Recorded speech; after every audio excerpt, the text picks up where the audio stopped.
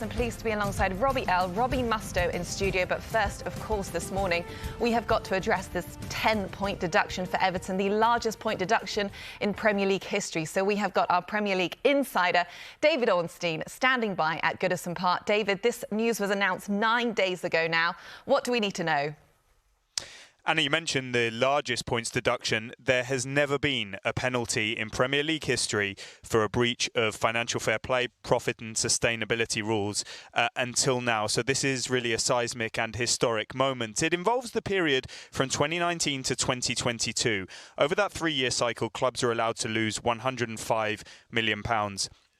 Everton are found to have lost £304 million before some calculations to reduce that I'll come on to speak about in a short time.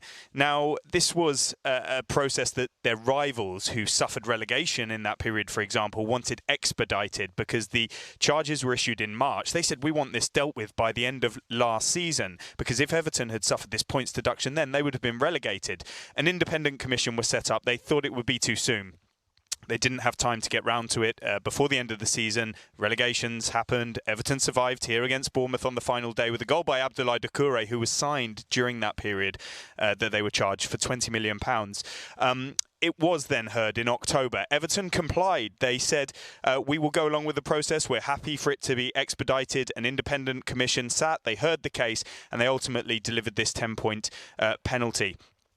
This concerned a number of issues, such as their stadium build and interest payments on the stadium, some discrepancy in arguments about whether those interest payments should be part of the calculation or not.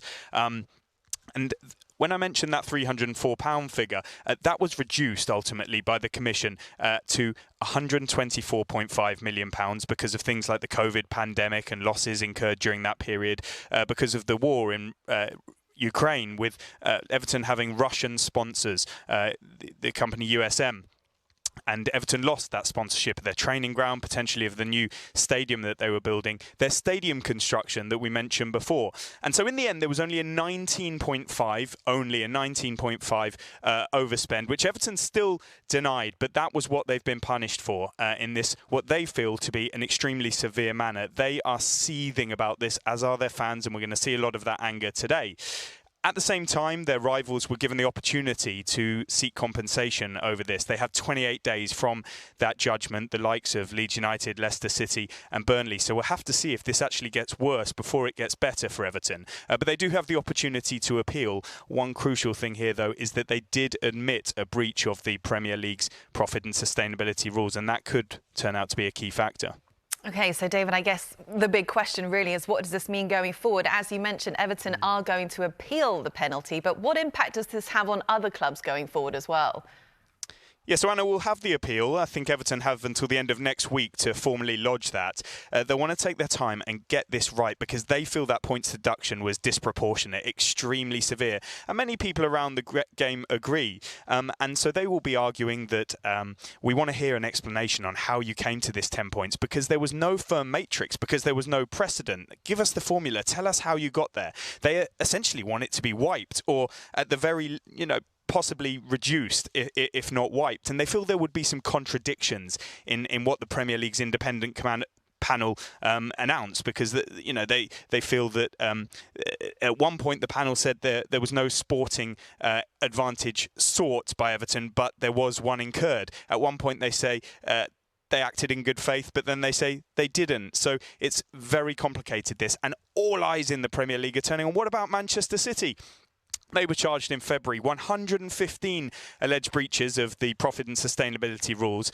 The most important thing to say on that is that these are extremely different cases, and crucially, Manchester City vehemently deny the allegations. Everton admitted their breach. So Manchester City will fight it tooth and nail through the courts. We still need to assemble an independent panel. There will be legal disputes left, right and centre. Manchester City will fight tooth and nail, and the Premier League has the burden to prove that they were in breach. So Manchester City will say, come on then, we'll take you on, and that could go on for years. Chelsea also face allegations too. Now, the Premier League are investigating, the Football Association too. They've not been charged. And this relates to the Roman Abramovich era. Possible offshore accounts and payments to people away from the club books to try and get round financial fair play rules. Again, it could get very complex, but the current ownership at Stamford Bridge held their hands up. They self-reported these alleged transgressions. They actually put money aside when they took over the club in case something like this came about. And what it does is this all shows that we've opened up a can of worms here. If the Premier League is going to be getting tough in the face of an independent regulator coming into English football, then who else could be charged? Who might next be up in the dock? And we've got a lot of people here saying we're no longer fighting these battles on the pitch in the Premier League. We're fighting too many of them in the courtroom, in legal chambers, in hotel conference suites, trying to discuss new rules and how we can bring about change and a better landscape for the Premier League. And we're focusing ever less on the actual football itself. And I think for the integrity and the spectacle, and so we can all believe what we are watching, people want this to be resolved in a positive manner so we can actually get back to focusing what we will today, and that's on the green stuff over there. Hi there, I'm Rebecca Lowe, studio host for NBC's coverage of the Premier League. Don't forget to hit subscribe to watch more videos all season long. And for even more Premier League content, from original series to live matches, head over to Peacock. And be sure to tune in for Premier League mornings every weekend on USA Network and on Peacock. We will see you there.